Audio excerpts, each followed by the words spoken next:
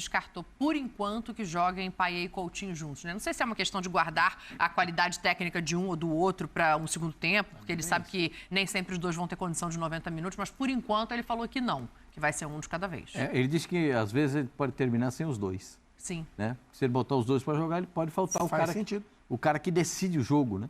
Porque os dois decidem jogos, mas de maneira diferente, né? O Coutinho entra mais na área, chuta mais, define mais. O Payet encontra mais passes, mais bolas para os atacantes que chegam. Bate bem uma falta, o Coutinho também bate bem a falta. Então, eu acho que nesse caso o Carille tem razão. Sim. Nesse instante. Mas vai precisar jogo? Vai ter jogo graúdo, né? Porque o Vasco tem jogo grande para fazer. Sim. E vai ter jogo grande que ele vai precisar dos dois em campo. Os dois no decorrer do jogo, né? Hã? No decorrer do jogo. Eu acho que é no jogo graúdo que ele menos vai poder colocar os dois. Sim, mas vai ter jogo que ele vai precisar da bola, ele vai precisar controlar o jogo, ele vai precisar do Payet para controlar, vai precisar do Coutinho para controlar o jogo. O Vegete está agora pronto para renovar o contrato. Que bom que ele renova o contrato com o Vasco, porque é um centroavante mesmo diferente, sabe fazer gols, o cara que tem uma presença. E ele se encontrou com a camisa do Vasco da Gama. É bonito que seja assim, é bonito a gente ver esse tipo de coisa. Então, notando o meio-campo, o formato de jogo, com 3 volantes com mobilidade, sendo que o Jair está ficando um pouquinho mais, o Paulinho saindo com o Tietê, as coisas estão funcionando para o Vasco, porque o craque do time sabe que ele tem proteção. Sim. Ele está jogando protegido. Não, se eu perder uma bola, o Tietê chega. Se eu perder uma bola, o Paulinho chega. Então vai ter alguém para chegar para me ajudar. Os atrás passam muito, o Paulo Henrique vem jogando bem. O Paulo Henrique até fez gol, né? O Paulo Henrique, se você comparar a temporada passada com essa, parece que é outro jogador. Pé esquerdo. Hoje o Paulo Henrique fez um gol de pé esquerdo ontem. Sim. Enfim, o Vasco está encontrando o modelo de jogo, né? O Vasco, o Carille está implementando o modelo que ele disse quando chegou. Sim. Né? O Carille não está de forma nenhuma falando uma coisa e fazendo outra para o torcedor do Vasco da Gama. Ele está falando e está fazendo o que ele prometeu. Ele prometeu um time que tinha posse de bola, que ia ter qualidade de jogo e que ia chegar ofensivamente.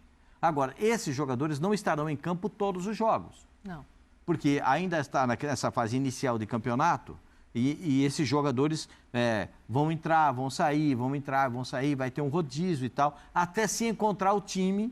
E aí, quando encontrar o time, novamente, quando todos estiverem prontos para jogar... Vai ter que mudar o time, porque tem muitos jogos. Aí tem time que vai ter muitos jogos. Também tem sul-americano. Mas é uma sequência maior, eles podem ter uma sequência maior para trabalhar um pouco mais. Eu acho que o Vasco...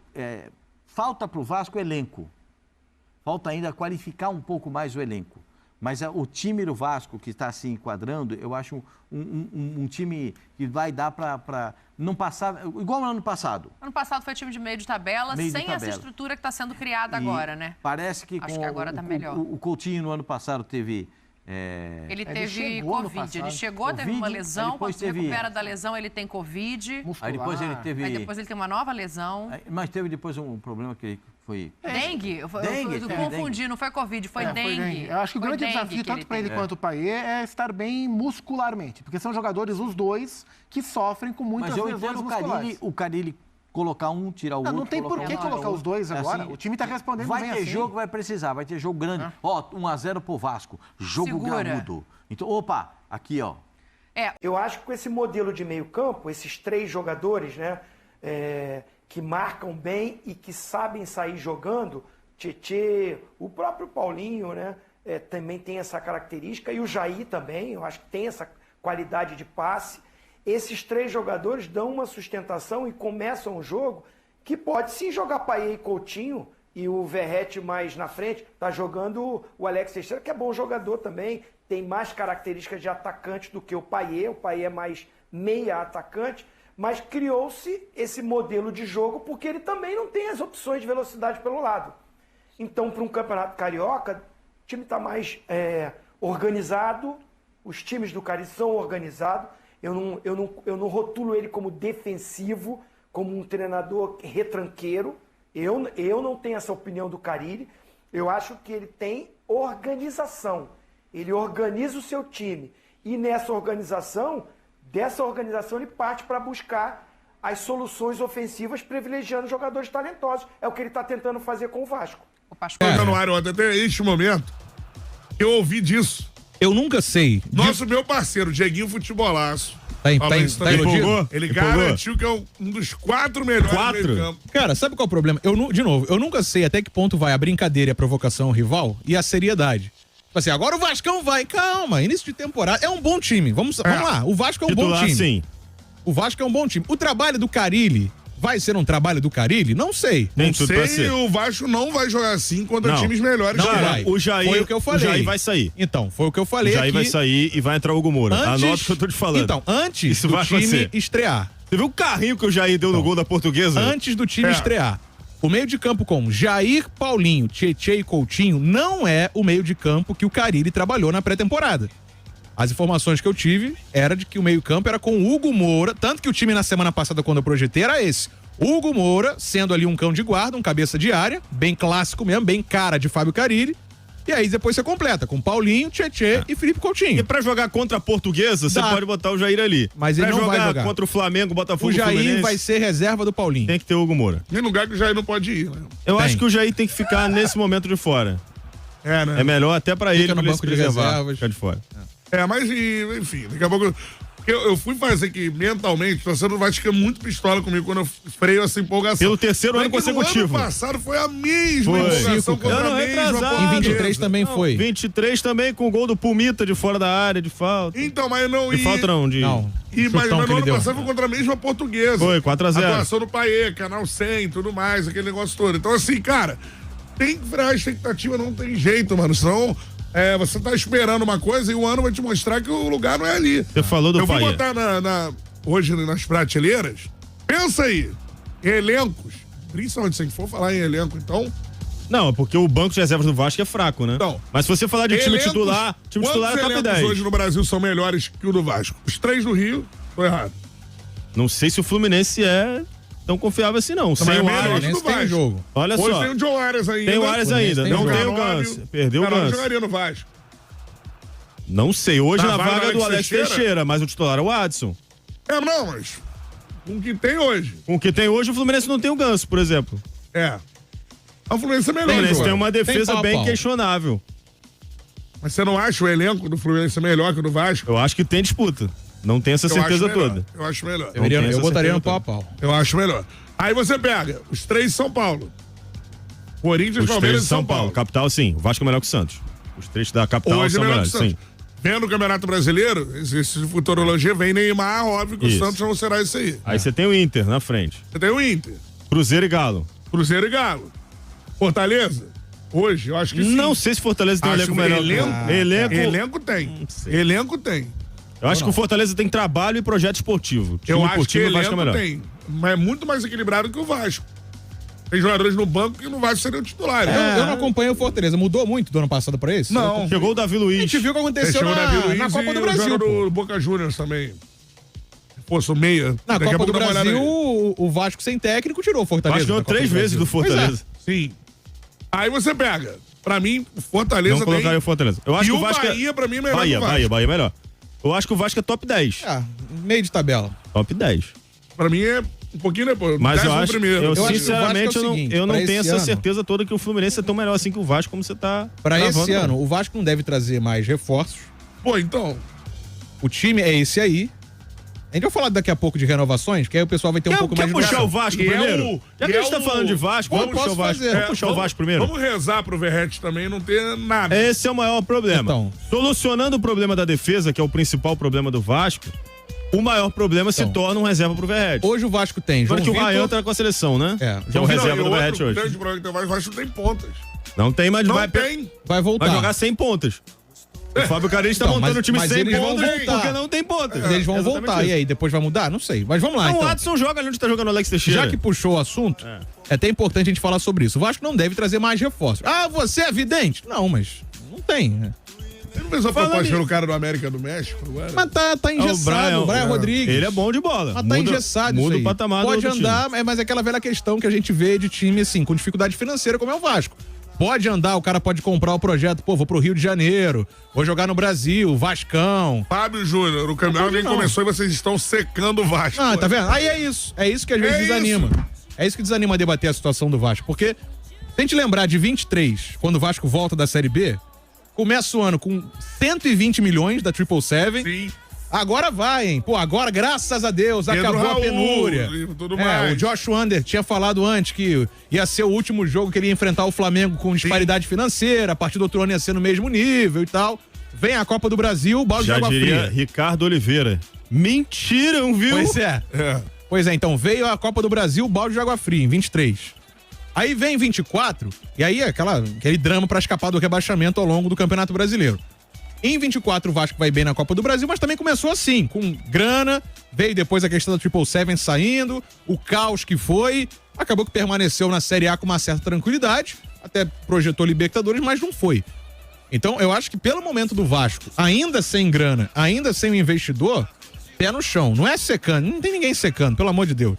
Eu acho que ninguém quer que o Vasco tenha jogos... Fábio Vasco falou aqui, Vitor Costa odeia o Vasco. Deve odiar mesmo. Né? O Vitor Costa deve odiar. Defendendo aqui na bancada o Vasco. Deve odiar o Vasco. Quem odeia o Cantarelli, não sou eu. Eu não odeio. Então, assim... Eu só falo que, assim, o torcedor do Vasco não pode se contentar com o que tá acontecendo. Eu acho que já deveria ter aprendido a lição, né? Pô, depois de 2 anos. Vasco, pô. Deveria ter isso aí aprendido a não lição. sou eu não tô jogando contra o Vasco. Eu tô falando o seguinte, pra mim não é bom isso aí só. Se contentar pouco, né? Pro torcedor do Vasco é bom, beleza. Sabe qual é o problema? Ele falou. E aí vou convidar o torcedor do Vasco a debater com toda a honestidade intelectual. Vendem, e aí muita gente vende, o que é verdade, a história da superação. Pela história do Vasco, que é uma história, eu sempre falo, né? A história mais linda, o próprio Vasco também fala disso, a história mais linda do futebol e tal, toda a história do Vasco é legal demais, sempre lembrar disso. Trazem isso pro campo o tempo todo pra disfarçar muitas vezes e maquiar as dificuldades. É isso. E aí, por exemplo, o Vasco passa sufoco em Copa do Brasil e se classifica, pô, mas é o Vasco. Não, mas não tem que ser, tem que jogar com um time melhor, tem que ser um time bom, com investimento direito. Tem que ter um time da grandeza do clube, que é o Vasco. Isso me incomoda, não tem há trocentos anos. O que me incomoda é que iludem muitas vezes o torcedor, e eu não tô dizendo, enfim, iludem que eu digo sujeito indeterminado, tá? Eu digo opinião geral. E a galera compra esse barulho. Muitas vezes com algumas críticas pesadas que já fizeram ao Vasco, com razão. Aí vem a história de contra tudo e contra todos. Erros de arbitragem que já aconteceram, não vou entrar nesse mérito aí. Mas ficam usando isso pra maquiar certos problemas que há no Vasco. Claro.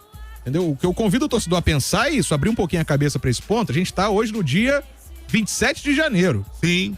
Vamos com calma e vamos cobrar pra que o Vasco tenha um investimento bom. Falei de reforço, o Vasco não deve trazer. O Brian Rodrigues pode andar, mas como pode não andar também a negociação. Tá meio engessada a negociação pelo Rodrigues. Agora, falei do Verratti. Vamos lá, o Payet. R$1,5 milhão ao salário do Payet. Aproximadamente, tá? A gente não tem o valor exato ali, até porque tem bônus, luva, esse monte de coisa que é diluído aí no contrato. O contrato dele é até maio, tende a renovar até o final do ano. Então o Vasco tende a contar com o Payet, que hoje não é titular, com o Fábio Carille, mas é um reserva de luxo, né? O Dimitri Payet. Contratos que estão próximos aí de se encerrar esse ano e que o Vasco tende a renovar também. Léo Jardim, que tá travado desde o fim do ano passado, eu falei sobre isso. Travado não, tá, gente? Tá ali, discussão aqui, não tem muita pressa, mas o Vasco tende a correr com isso aí. Além de Jair e Paulinho, também o Vasco, os dois ano passado perderam a temporada praticamente, mas o Vasco tende a renovar com esses. Outros dois que também interessam a renovação. Pumita Rodrigues e Ryan. O Ryan tá com a seleção sub-20, eu trouxe a informação esses dias, a renovação vai ficar para depois do Sul-Americano. Quando o Ryan voltar do Sul-Americano, não sei se o Brasil vai avançar até a final, mas se avançar dia 12 de fevereiro... futebol aí vai ser difícil, né? Eu quis dizer porque se avançar até a final, 12 de fevereiro é o teto. Então ali até a metade de fevereiro a gente deve ter essa situação do Ryan definida. Se ele renova ou não, a tendência é que renove, o Vasco tende a valorizar. O Ryan tem 19 anos, faz 20 esse ano, então a gente deve ter aí uma renovação pelo Ryan, que é um ativo. Inclusive, até falei de valores semana passada. O contrato novo que está se esboçando aí vai colocar uma multa de quase R$500 bilhão. Sim. Então, pra gente ter... O Vasco vai ganhar isso numa possível venda? Não, mas o Vasco espera ganhar pelo menos uma boa grana futuramente com o Ryan. Então, veja, torcedor, o Vasco tá trabalhando pra renovar. Beleza, o Léo Jardim é titular absoluto, o Paulinho também. O Jair, que talvez não seja pelo restante da temporada, né? A gente vai discutir isso aí mais pra frente. O Payet hoje é um reserva de luxo. O Mita e Ryan não são titulares. O Vasco está trabalhando para manter o elenco que tem. Hoje, a política, a filosofia de trabalho é primeiro manter quem já está lá. E é claro, liberar os jogadores que não tendem a ser utilizados. A gente vem falando sobre isso. Quem puxou a fila na semana passada até foi o Emerson Rodrigues. Tem aí o Serginho também, né? Que tá de saída pro futebol da Turquia. E etc, etc. Reforços. É difícil pensar nisso para esse ano. Investidores, a situação do Grego tá travada ainda também. Não tivemos novidades sobre a situação do Grego. Então o panorama que o Vasco tem nesse momento é esse. Renovar com quem tem e é o famoso ir levando a temporada. Grana, pelos contratos de publicidade, pela projeção de sócio-torcedor, de renda, de estádio, que é pouquinho, mas também entra ali, é claro, e ajuda bastante em alguns momentos, o Vasco tem para levar até o meio do ano com uma certa tranquilidade. Ali na ponta do chá. Também, né? Pra eu falei essa folha. Eu falei da lista, né? O Emerson Rodrigues já foi, Serginho tá para sair para Turquia. E tem uma galera aí que o Vasco tende a emprestar. Zé Gabriel. Galera que tá jogando que tem que sair também, deixa eu falar, irmão. A galera que já deu, né? Aí já seria uma outra discussão, mas de informação que a gente tem é isso. O Vasco tem uma situação que tá... Eu tô usando esse termo porque, de fato, o Vasco tá com uma situação muito travada ali, né? Não tem onde muito pra trabalhar ali, não tem uma margem pra trabalhar, pra investir. De certa forma preocupante, mas por outro lado o time tá dando um sinal de que tá começando a temporada aí com um trabalho com potencial do Carille. Potencial.